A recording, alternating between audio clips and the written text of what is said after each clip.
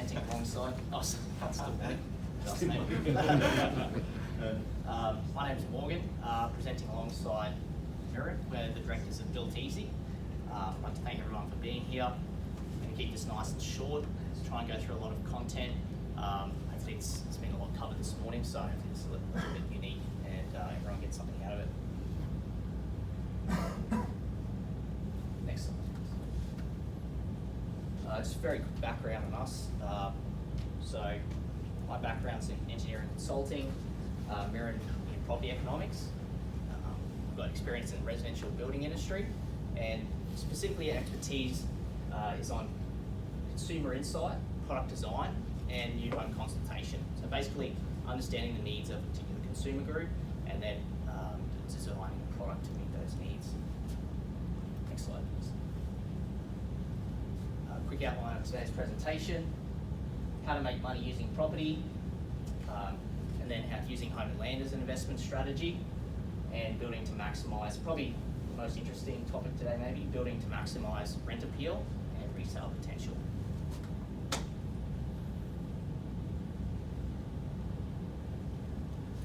So there's obviously heaps of strategy in property investing, buy and hold, renovations, even commercial strategies.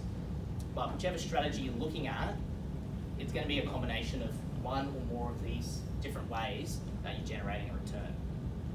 Okay, so we've got intrinsic capital growth. So the best way to visualize that is consider buy a block of land, 12 months later it's worth more money. That would be a great example of intrinsic capital growth. Cash flow, so you have a property, you collect rent, pay expenses, claim any tax benefits that might be available. You'll either have money in every week or money out. That's your cash flow position. And then lastly is an active value add. So this is your renovation, DA uplift. There's lots of value add strategies. You're actually investing into that property, and for every dollar you put in, you're looking to get a multiple return on that.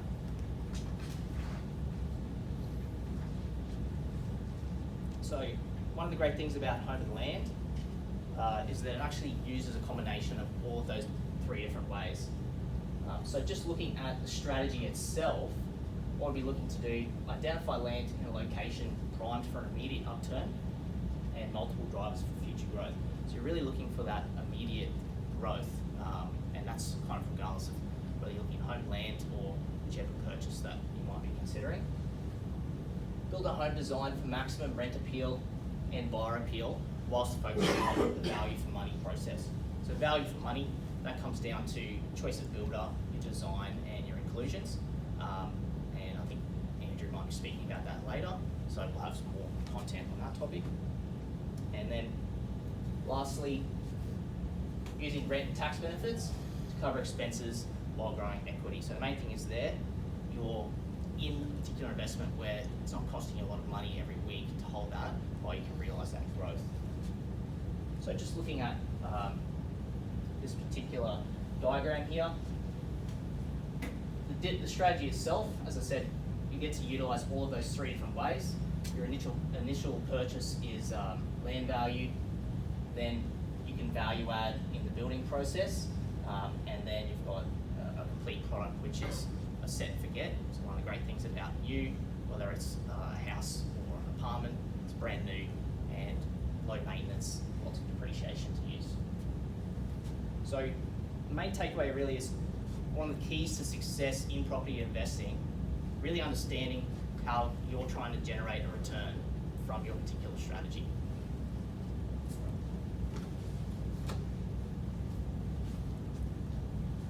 So, crux of it, your investment property should be easy to rent and sell. So, easy to rent, you're using your rent to cover the expenses of holding the property. So, if your property isn't appealing, you'll have potentially a drop in rent, and even worse still, you may sit vacant for extended periods of time, which really does cost you quite a bit of money.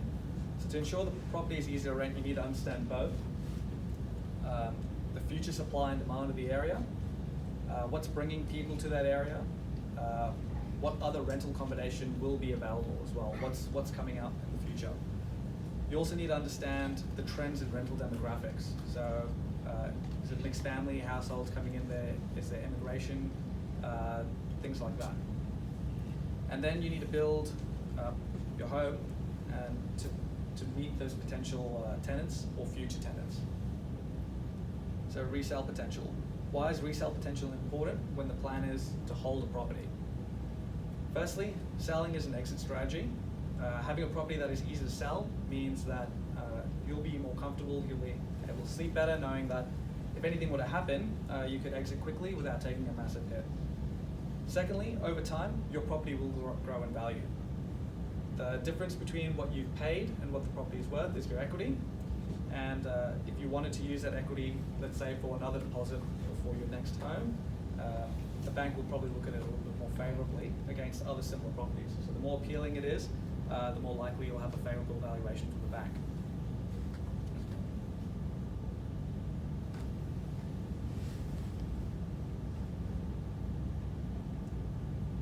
So the three key things to focus on are affordability, functionality, and desirability.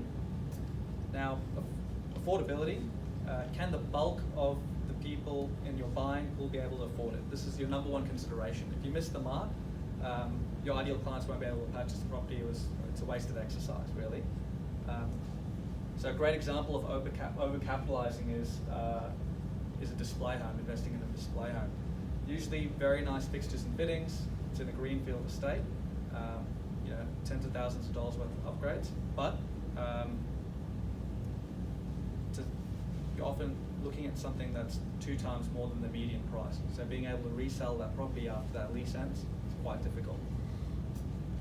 Functionality, what's the day in the life of your tenant or prospective tenant going to look like? So do they need a second living area? Do they need 4 bedrooms? What's really important to them? And the third thing is desirability.